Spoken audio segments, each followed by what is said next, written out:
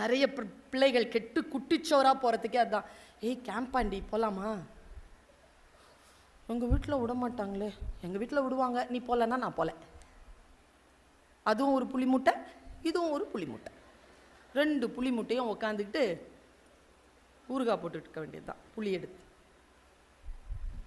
இங்கே வந்தது வாழ்க்கையில் ஜெயிப்பதற்காக, உன் பக்கத்தில் உட்கார்ந்து இருக்கக்கூடிய உன் தோழமையை வளர்ப்பதற்காக அல்ல. போருக்கு புறப்படுவது போல் புறப்படு.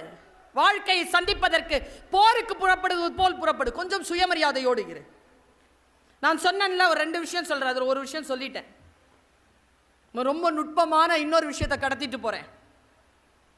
Being a woman is happiness. Stay happy. இந்த உலகத்திலேயே நாம் ஹாப்பியா மட்டும் இருந்துடக்கூடாதுங்கிறதுல ரொம்ப கவனமா இருக்குது இந்த சமூகம். பொம்பளை சிரிச்சா போச்சு, என்ன போச்சு, என்ன போச்சு புகையிலையில், பொம்பளை கிட்ட இருந்து பொம்பளை சிரிச்சா மானம் போயிடுச்சா? எங்கள் அம்மா சொல்லுவாங்க, 6 மணிக்கு மேலே பல்கனியில் நிற்காத. ஏன்னு கேட்டேன் நான். பரு வரும். அப்போ கூர்காவுக்கு ஏன் வர்றதில்ல? கொஸ்டின் கேளு. ஒழுக்கம், சுய ஒழுக்கம் என்பது சிறை காக்கும் காப்பு எவன் செய்யும் மகளிர் நிறை காக்கும் காப்பே தலை. நீ 1000 சிறை போட்டுக்கோ, நான் நினைச்சாதானே அது சிறை. நான் நினைச்சிட்டேன்னு வச்சுக்கோயே, நீ சிறை போடு, சிறை போடாம இரு, நீ வெளியில விடு, நீ சும்மா இரு. என் வாழ்க்கை நான் சரியாக நடத்துவேன் என்கின்ற முழுமை இருக்கக்கூடியவர்களுக்கு எதை குறித்தும் அச்சப்பட வேண்டிய அவசியம் இல்லை. உங்க எல்லாருக்குமே ஒரு ரிக்வெஸ்ட் பண்றேன், குழந்தைகளை, பெண்ணுக்கு எதிரான குற்றங்கள் நிகழ்த்தப்படுகின்ற பொழுது நாம் செய்ய வேண்டியது என்ன தெரியுமா? அந்த மாதிரி ஏதாவது ஒரு மெசேஜ் வந்தா ஃபார்வர்ட் பண்ணாம டிலீட் பண்ணிடு.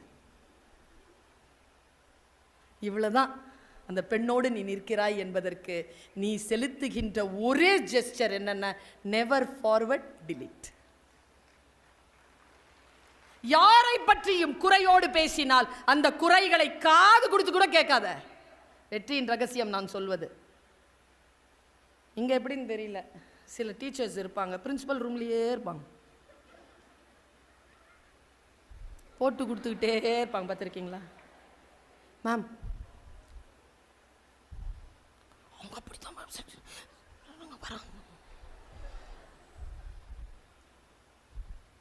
நான் சொல்றேன் பாருங்க. Life is so beautiful. Don't make it complicated. சூழ்ச்சியே செய்யாதீங்க குழந்தைகளை, சூழ்ச்சியே செய்யாதீங்க. நான் என் ரகசியத்தை சொல்கிறேன். நுண்ணறிவாளர்கள் சூழ்ச்சி செய்வதில்லை. சூழ்ச்சி செய்ய நுண்ணறிவு தேவையில்லை. முட்டாள்களே சூழ்ச்சி செய்கிறார்கள். புத்திசாலித்தனமே போதுமானது. ஓஷோ ஓஷோ நகத்தை கடிச்சு கடிச்சு கடிச்சு. யாருடைய அந்தரங்கத்தை பற்றியும் எப்பொழுதும் பேசாமல் இருங்கள்.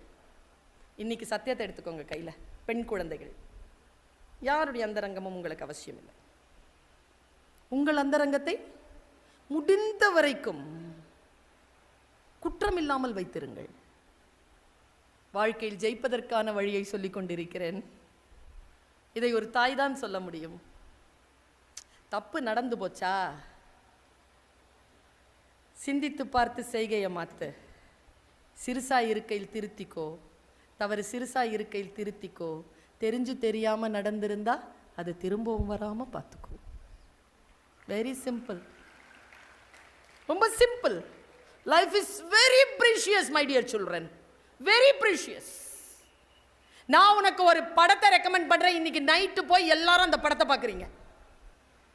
எல்லாரும் பார்த்தீங்கன்னா ஜாம் ஆயிடும். 6000 பேர் பார்த்தீங்கன்னா ஜாம் ஆயிரும். அதுக்கு ஒருத்தர் போட்டு காட்டிடலாம் அந்த படத்தை. ஏக் தின் பிரித்தி தின் அப்படின்னு ஒரு படம். ஐயோ, அது ஒரு வங்காள படம்.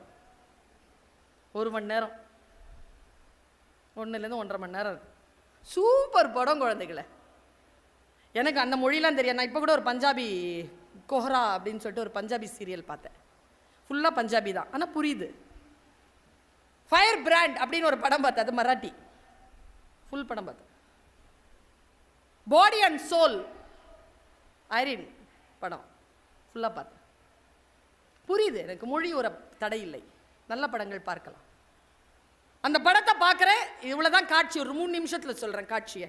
ஒரு பொண்ணு, ஒரு வங்காள பொண்ணு, ஒரு வங்காள குடும்பம், அம்மா அப்பா வயசானவர் குடிக்காரர், அம்மா வயசானவங்க கொஞ்சம் சமையல்லாம் பண்ணிட்டு இருக்காங்க, சின்ன சின்ன குழந்தைகள் வேறு இருக்குது. இந்த பொண்ணுக்கு ஒரு 30-32 வயசு இருக்கும். அவனுக்கு ஒரு அண்ணன் இருக்கிறான், 8 வயசுலேயும் தங்கச்சி இருக்குது, 35 வயசில் அண்ணன் இருக்குது. அந்த மாதிரி குடும்பம். 32 வயசில் இருக்குது, இவளை கல்யாணம் பண்ணி கொடுக்கல. ஏன்னா அவள் சம்பளம் முக்கியம். அவள் வேலைக்கு போகிறா வீட்டுக்கு வரா, வேலைக்கு போகிறா வீட்டுக்கு வரா, வேலைக்கு போகிறா வீட்டுக்கு வரா. பா, ரொம்ப கொடுமையாக இருந்தது அதை பார்க்குறதுக்கு. ஆனால் அவள் வந்து ஃபேன்லாம் போட்ட கேபின் வச்சிருக்கிற, பியூன் வச்சிருக்கிற நல்ல வேலை. கார் வந்து கூட்டிகிட்டு போவான் அவளை எப்போவுமே. 7 மணிக்கு போவா, சாயந்தரம் 7 மணிக்கு வருவா. இதுதான் கதை. கதையினுடைய கிளைமேக்ஸ் என்னன்னா, கிளைமேக்ஸ்க்கு முன்னால், உச்சக்கட்டத்துக்கு முன்னால் ஒரு ஃபால் இருக்கும்ல, ஒரு பிரச்சனை ஃபால். அந்த பிரச்சனை என்னன்னா, ஒரு நாள் அவள் வீட்டுக்கு வரல, 7 மணி ஆச்சு வரல, 8 மணி ஆச்சு வரல, 9 மணி ஆச்சு வரல, 10 மணி ஆச்சு வரல, 11 மணி ஆச்சு வரல. எல்லாரும் கலங்கடிச்சிட்டு போய் தேடுறாங்க. அங்கே போகிறாங்க, இங்கே போகிறாங்க, ஆஸ்பத்திரி போகிறாங்க, மார்ச்சுவரி போகிறாங்க, போலீஸ் ஸ்டேஷன் போகிறாங்க, என்னென்னமோ போகிறாங்க. ஊரே கிடந்து பேசுது, கெட்ட கெட்ட வார்த்தை பேசுது. அடுத்த நாள் காலையில் 6:30 மணி படம் முடியுது. ஒரு கார் வந்து இறங்குது. அந்த பொண்ணு இறங்குறான், நேராக வீட்டுக்குள்ளே போகிறான்.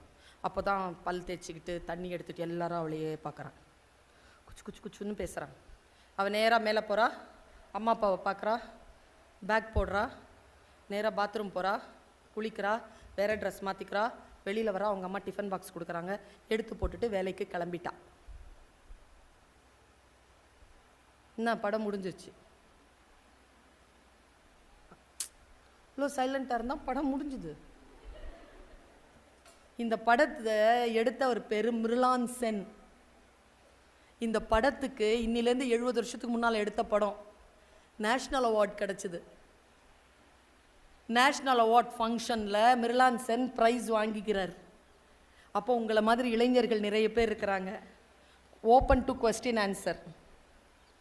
என்ன கொஸ்டின் வந்திருக்கும்? இவங்கெல்லாம் போகிறாங்களே, கேட்குறீங்களா? ஒரு நாள் வரலன்னு கேட்குறாங்களாப்பா? சரி, நான் உங்ககிட்ட கேட்குறேன், எவ எங்கே போய் தொலைஞ்சோம்? உனக்கு என்ன? அவள் எங்கே போனோம்? அவள் என்ன ஆனாள்? கோகிலா எங்கே போகிறாள்? உன் பிரச்சனையை பாரு. உன் வீட்டுக்காரர் நடத்த சரியில்லாமல் இருக்குது, உன் குழந்தை ஒழுக்கமாக இல்லை, சும்மா இதுலேயே பார்த்துட்டு நோண்டிகிட்டு இருக்காத.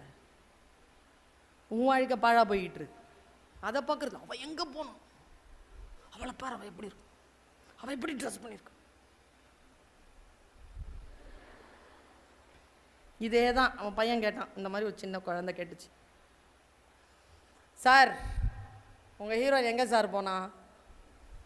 மிர்லான் சென் இந்த பதிலுக்கு சொல்கிறேன், உன் டைரியில் போய் எழுதி வச்சுக்கோ. அவர் சொன்னார், எனக்கு தெரியாது.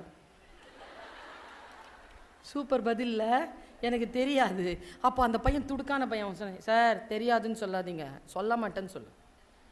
உங்களுக்கு தெரியாதா? நீங்கள் தானே அந்த பெண்ணை படைத்த கர்த்தா, நீங்கள் தானே அந்த கதையின் இயக்குனர், நீங்கள் தானே அந்த படைப்பாளி. உங்களுக்கு தெரியாதா அந்த பொண்ணு எங்கே போனான்னு? மிர்லான் சென் சொன்ன பதில், it's a message for all of us. ஆம், அந்த பெண்ணை படைத்த கர்த்தா நான் தான், அந்த கதையின் படைப்பாளி நான் தான், அந்த திரைப்படத்தின் இயக்குனர் நான் தான். ஒரு இயக்குனராக இருந்தாலும், ஒரு படைப்பாளியாக இருந்தாலும், படைத்த கர்த்தாவாகவே இருந்தாலும், ஒரு பெண்ணின் அந்தரங்கத்தை எட்டி பார்க்கக்கூடிய தகுதி எனக்கு இருப்பதாக நான் கருதவில்லை. எனக்கு தெரியாது. I don't know. எனக்கு தெரியாதுன்னு சொன்ன பாருங்க, அங்கே தொடங்குகிறது பெண்ணின் சுயமரியாதை. வாழ்க்கையில் ஒழுக்கமாக வாழ்வதும் ஒழுக்கம் கெட்டு வாழ்வதும் அவரவர்கள் சுயமரியாதைக்குரிய விஷயம். அதற்காகத்தான் நாம் ஒழுக்கம் கெட்டு அறம் கெட்டு வாழ்ந்துவிடக்கூடாது என்பதற்காக தான் கல்வி என்ற ஆயுதத்தை கையில் எடுத்துக் கொள்கிறோம். வன்முறைக்கு உட்படுத்தப்படுவதல்ல எதுவும். இதை புரிந்து கொள்வதற்காக நான் உங்களுக்கு சொல்லுகிறேன். உலகத்தை சரியான பார்வையில் பாருங்கள், புரிந்து கொள்ளுங்கள்.